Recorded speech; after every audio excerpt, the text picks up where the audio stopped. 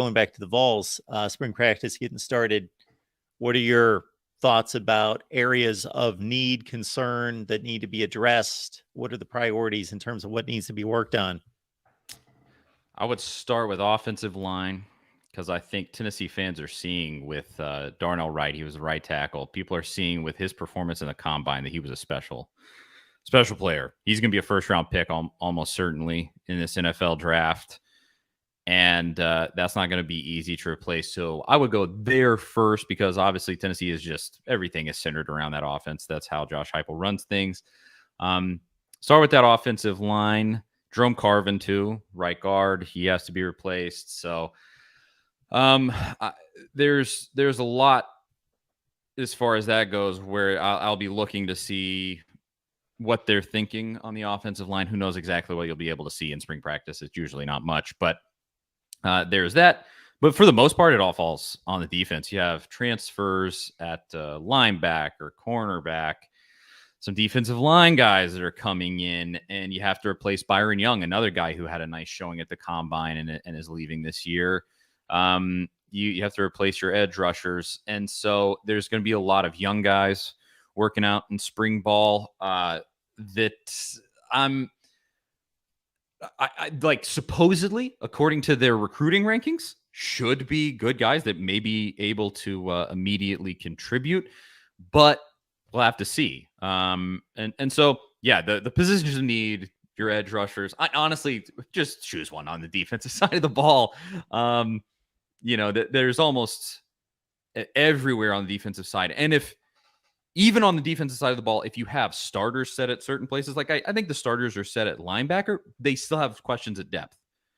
So, yeah, you can even know the starters at some of those positions, but I'm not sure who's playing behind some of those guys. It's just going to be, young guys are going to have to get it figured out. And so our guy David, let's be a little bit kind. No, that's not it right there. So David, I understand, Texas basically has made a living for the last 12 or 13 years of saying we're back after a decent win, but Tennessee had a full season. They at least put together a full season, top 6 or 7 in the country, and probably could have been ranked higher than that. I would answer that by saying, first of all, Texas plays in a way easier league than Tennessee does, so we can start there. Tennessee beat LSU, Alabama, Clemson, all in the same year, and was a lost their mind, lost to South Carolina away from the college football playoff. Texas is back year where, the infamous, they beat Georgia in the Sugar Bowl. Yes. I think. And then after the game, we're back, or whoever that quarterback was. I don't remember. Sam Ellinger. Right. Yeah. It really was like sort of a one game thing. And then obviously it all went downhill from there. I mean, I would welcome you to tell me exactly why you think Tennessee will go downhill from here, like Texas does, because I don't see it. They had a top 10 recruiting class. They had a bunch of transfers coming in. They have probably the best quarterback who wasn't a starter last year coming in. So if that makes sense, he wasn't Tennessee starter last year, so he's not technically a returning starter, but the best new quarterback in the SEC that he, this kid just went out and laid the wood to Clemson. I don't know what else people need to see as far as that goes. So, I mean, I'm open to the discussion, but what do you think that they're going to revert back to this next year to Missouri, Kentucky level? I don't really know what people think as far as that goes. Am I wrong? You're kind of a third party because I think you're a little bit more of a Big Ten guy, right, Mark? So maybe you have some thoughts there. I don't know. Well, I often shun that statement when it's thrown at me from time to time, Big Ten guy, because we cover all of college football. So I try to stay in the neutral lane and so forth. But, pretty much the way I served it up to you is how I see it, that I don't think Tennessee's established itself as this elite juggernaut. Like I would like to see it for 2 or 3 years. Yeah. That's generally how I evaluate a program. But that particular team last year was certainly one of the very best in college football.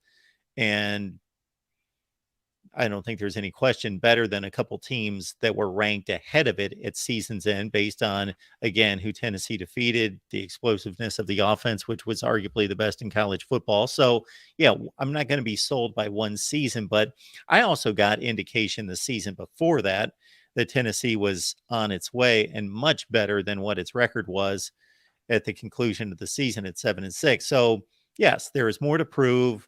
There needs to be it needs to be sustained success, and that has yet to be proven. But all Josh Heupel's had is 2 seasons, but so far so good. And Well, I again, it was a full, complete season versus what we saw out of Texas as, oh, we won one game, we're back. I want to say this is still a true stat. I know this was true in the last maybe five years ago, but I think every current head coach who's still active in college football and won a national championship won at least 9 regular season games in their second year as coach. I think that is still the case. Kirby did, Saban did, Jimbo did. I'm not sure who else it would be. Did Orgeron, although he's not an active head coach anymore.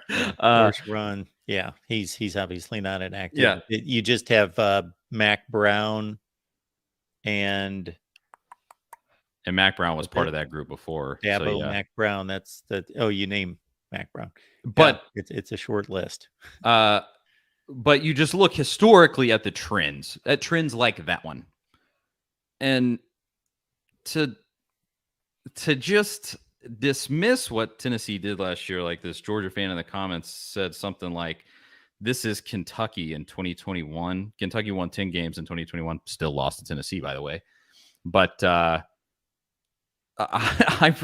just don't agree with that at all. Like, Mark Stoops at that point was in his 7th year as head coach there. You've had all of that time. Heupel wins 11 games a year, beats a bunch of teams that have superior talent to him by scheming up and out coaching guys and, beating them with a really innovative, smart offense. He's the absolute bleeding edge of offense in college football. Like, this is, again, I am open to whatever people want to say in response to that, but I don't personally see where people aren't at least giving up. Like, it looks like Tennessee's on the right trajectory. Now, if they lost like absolutely everybody from this team and it was clear, kind of LSU after Joe Burrow, like they lost everybody and you kind of looked around and you went, I don't know if they can do that again. That was kind of a one-man show. This wasn't a one-man show last year. Tennessee's defense should be better next year. Tennessee's offense should be probably take some step back without Hendon Hooker, but not huge. You're still going to have one of the best receivers in the SEC, and just solid at all the other positions. All the running backs are coming back. I see a pretty decent amount of sustained success. Will it be 11 wins again? I don't know, but I think 9-10 is probably going to be the most realistic thing. And is that a drop? Is that a crazy drop off when you consider where Tennessee has been? I don't get the dismissal of it from opposing fan bases outside of just the fact they hate Tennessee, which I get. I hate your school too, but it is what it is to me. I think he's shown that he's really good, and I think if you're another SEC school right now, you got to be looking at hoping Josh Heupel doesn't get defensive players. That's how I will put it. You better be recruiting every defensive player you can to keep him away from Tennessee, because if Josh Heupel gets the defense, that's going to be a hard team to stop.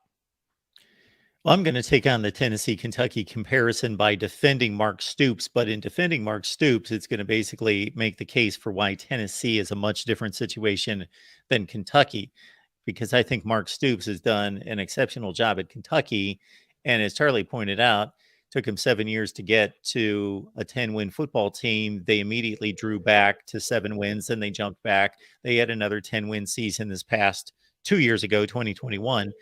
And, even during the time Mark Stoops was coaching up those recruiting classes that were ranking somewhere around 20 to 30 in the country to, 8 and 9 win teams, and then a couple times to 10 wins with a postseason win.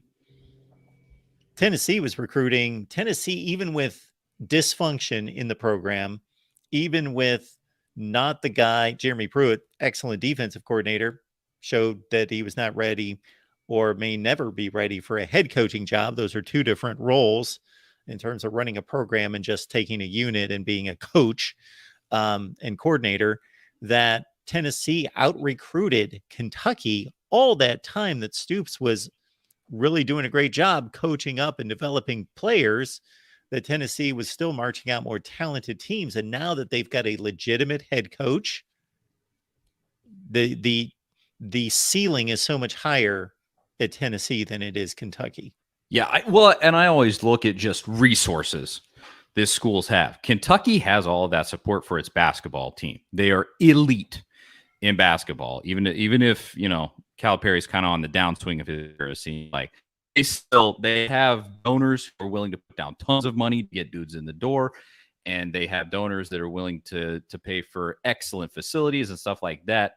They don't have that for football, not in the same way, not with the same fervor.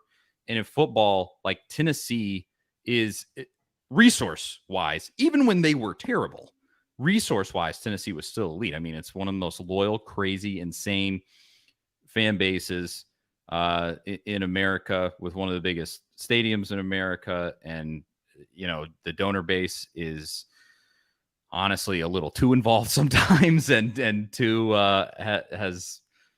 wants too much to say in what happens with the program. And so I've always, even in the darkest times of Tennessee, I just said, if they can get the leadership back that they needed, a good coach, a good AD, a good president, just good administration, it's all there.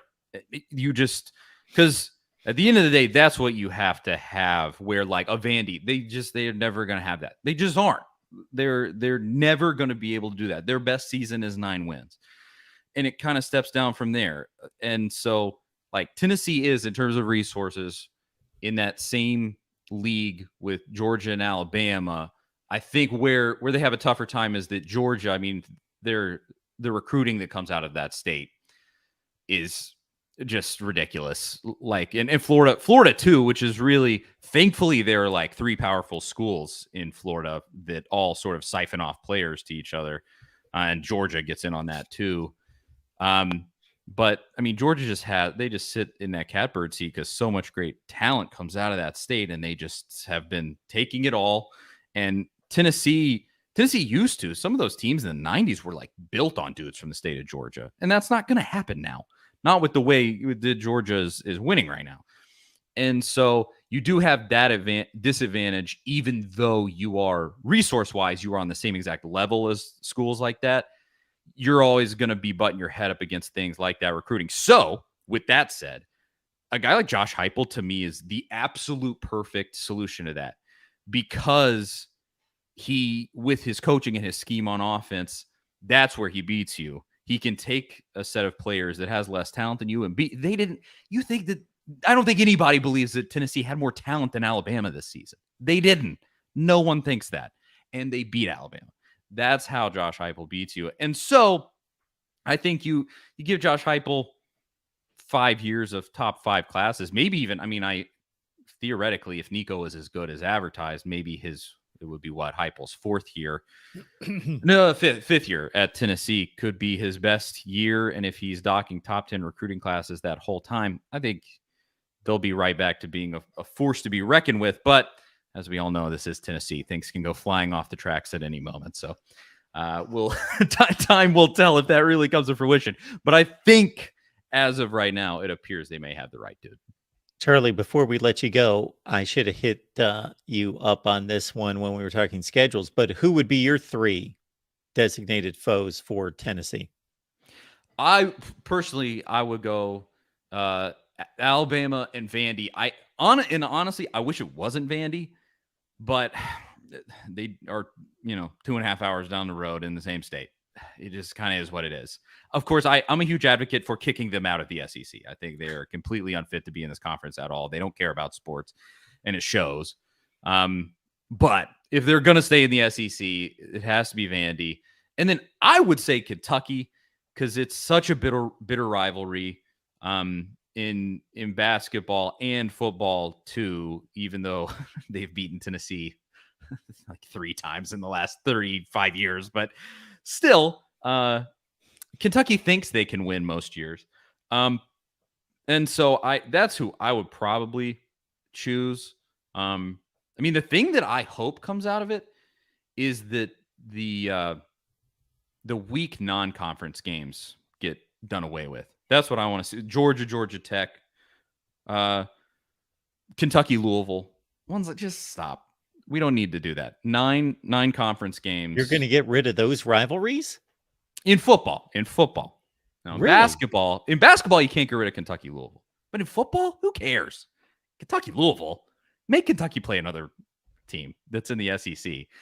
And especially Georgia Tech. I mean, that's the one that I look at that it just is so stupid that they're allowed to play that game every year. That should be outlawed by the SEC. It's an embarrassment. But I'm very much I could make an argument for Florida State too, just because I don't just play more SEC games, play conference games. We'll play more SEC games, but still keep all those rivalries. I'm a big rivalry guy, and I think those are legit rivalries. And this Georgia situation is obviously they're not in the same universe at this point, but you can go back 7 or 8 years, and that's a competitive game. But I think where you'll run into problems with that if it goes to 9 games like everybody's thinking it will, is that you're going to have Florida playing Florida State. And Florida State, it looks like with Norvell, they're on the up. You're going to have Florida going, hey, we're locked into this thing, and we have to play 9 conference games and play Florida State now? Sure. Nah. I think you're going to run into that. Of course, Georgia's going to want to play Georgia Tech every year because they can beat their head in. But I think that's where you would run into problems is that they South Carolina, Clemson. Now, great classic rivalry that Clemson usually wins at this point. But if you're South Carolina, are you not going? We have to play 9 conference games and are probably one of the best teams in America every year. It'll be interesting. I'll be interested to see how that goes because I've always just thought those were so out of place in the final week of the season. They just everybody else is playing a conference game, but you're playing this sort of off the map. Ultimately, for both of those teams, inconsequential in the conference race.